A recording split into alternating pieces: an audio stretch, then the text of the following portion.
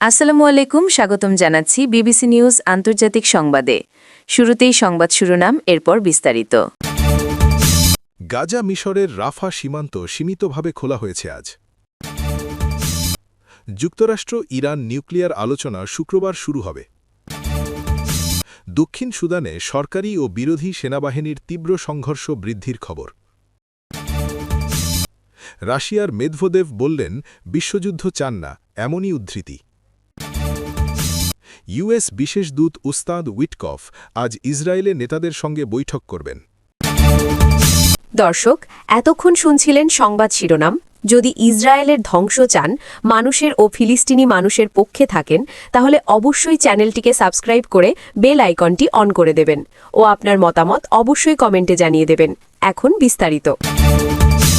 আজ আন্তর্জাতিক সংবাদে নিশ্চিত করা হয়েছে যে গাজার উপকূলে অবস্থিত রাফাহ সীমান্ত আজ সীমিত পরিসরে খোলা হয়েছে, যেখানে সংশ্লিষ্ট কর্তৃপক্ষ এবং আন্তর্জাতিক সংস্থাগুলি যৌথভাবে পদক্ষেপ গ্রহণ করে নজিরবিহীন এই সীমান্ত খুলে দেবার ঘোষণা দিয়েছে এবং একই সঙ্গে সীমান্ত পেরিয়ে যাওয়া মানুষের সংখ্যা, পণ্য প্রবাহ এবং অন্যান্য কার্যক্রম সম্পর্কে বিস্তারিত তথ্য প্রদান করেছে।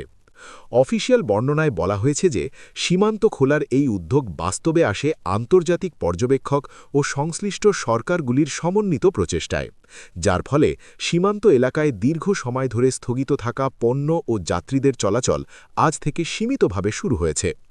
দায়িত্বশীলরা সীমান্ত ব্যবস্থাপনা, নিরাপত্তা এবং নিয়মিত পর্যবেক্ষণের ব্যাপারে বিস্তারিত নির্দেশনা জারি করেছেন এবং বিভিন্ন আন্তর্জাতিক সংস্থা ও তথ্যসূত্র আজ দুপুরে সম্মিলিত বিবৃতিতে জানিয়েছে যে এই সীমিত খোলা অবস্থায় প্রবেশ, বাহির হওয়া সব কার্যক্রমকে নজরদারিতে রাখা হবে এবং প্রয়োজনীয় প্রোটোকল অনুযায়ী মানুষ ও পণ্য চলাচল করবে।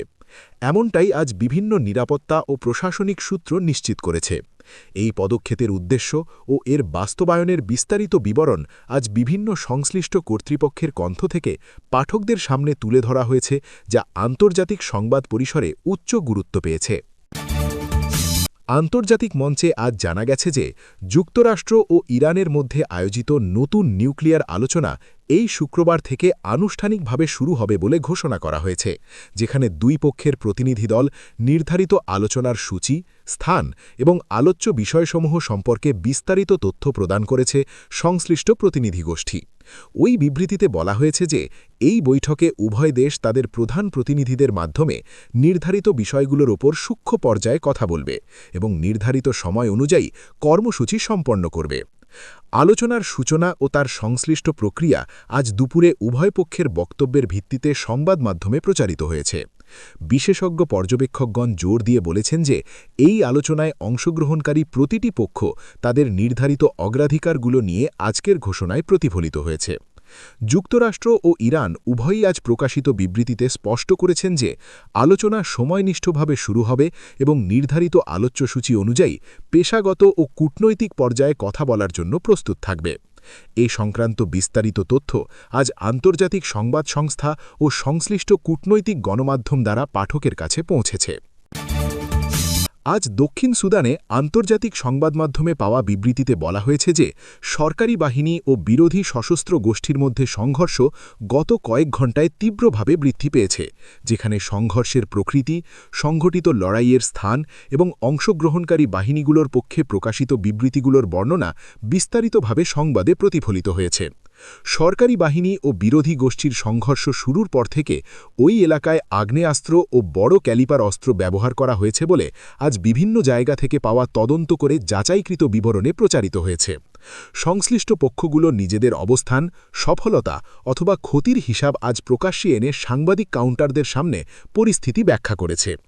একাধিক আন্তর্জাতিক পর্যবেক্ষক সংস্থা আজ বিষয়টি বিবৃতিতে উল্লেখ করেছে যে সংঘর্ষের এই তীব্রতায় স্থানীয় নিরাপত্তা পরিস্থিতি মারাত্মকভাবে প্রভাবিত হচ্ছে এবং শান্তিপূর্ণ স্থিতিশীলতা বজায় রাখার প্রচেষ্টা ক্ষতিগ্রস্ত হচ্ছে। সংবাদ মাধ্যমগুলো আজ প্রতিটি পর্যায়ের বিবৃতি সংগ্রহ করে পাঠকদের সামনে তুলে ধরে, যা সংঘর্ষের বর্তমান অবস্থা এবং তাৎক্ষণিক প্রতিক্রিয়ার প্রয়োজনীয়তার ওপর আলোকপাত করেছে। এতে করে দক্ষিণ সুদানের বর্তমান নিরাপত্তা চিত্র আজ বৃহস্পতিবার বিশদভাবে আন্তর্জাতিক সংবাদ পরিমণ্ডলে উঠে এসেছে।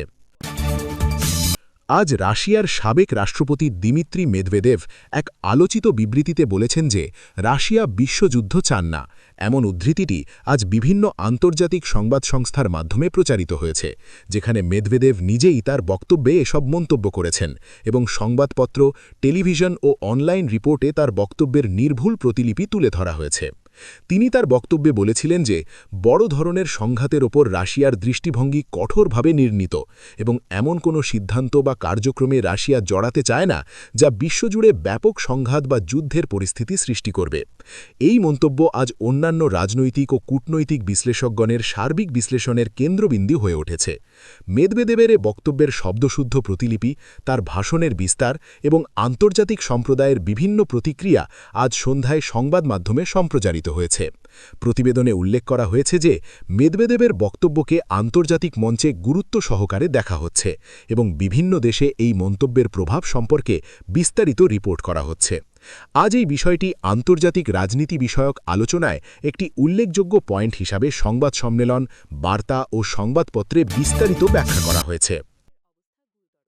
আজ আন্তর্জাতিক সংবাদ পরিসরে জানা গেছে যে যুক্তরাষ্ট্রের বিশেষ দূত উস্তাদ উইটকফ ইসরায়েলে পৌঁছে দেশটির নেতৃবৃন্দের সাথে যথাসময় উচ্চ পর্যায়ের একটি বৈঠকে অংশগ্রহণ করবেন। এই ঘোষণা আজ সংশ্লিষ্ট কূটনৈতিক সূত্রের মাধ্যমে প্রকাশিত বিবৃতিতে অন্তর্ভুক্ত হয়েছে, যেখানে বৈঠকের সময়, স্থান এবং অংশগ্রহণকারীদের বিষয়ে আজ বিভিন্ন সংবাদ মাধ্যমে বিস্তারিত বিবরণ উপস্থাপন করা হয়েছে। তিনি ইসরায়েলের শীর্ষস্থানীয় নীতি নির্ধারক, প্রতিরক্ষা ও কূটনৈতিক পর্যায়ের নেতাদের সঙ্গে বৈঠকে বসবেন বলে আজ নিশ্চিত করা হয়েছে এবং ওই বৈঠকে আলোচনা করা বিষয়গুলোর কাঠামো, লক্ষ্য এবং উদ্দেশ্য সম্পর্কেও আজ সংবাদে উল্লেখ এসেছে। বিভিন্ন সংবাদ প্রতিবেদনে বলা হয়েছে যে উস্তাদ উইটকফের আগমন এবং তার ইসরায়েলি নেতাদের সঙ্গে আলোচনার সূচি আন্তর্জাতিক কূটনৈতিক মহলে গুরুত্ব পাচ্ছে এবং বৈঠকে অংশগ্রহণকারী উভয় পক্ষ আজ সাংবাদিকদের সামনে বিবৃতি প্রদান করেছে, যেখানে তারা বৈঠকের গুরুত্ব ও কাঠামো সম্পর্কে তথ্য দিয়েছে। সংবাদ মাধ্যমগুলো আজ সকাল থেকে সন্ধ্যা পর্যন্ত এই বৈঠককে কেন্দ্র করে তথ্য সংগ্রহ ও বিশ্লেষণ করে আন্তর্জাতিক দর্শকদের জন্য বিস্তারিত প্রতিবেদন উপস্থাপন করেছে, যাতে বৈঠকের কার্যক্রম, আলোচনা পয়েন্ট এবং কূটনৈতিক বক্তব্যের সঠিক বিবরণ অন্তর্ভুক্ত রয়েছে।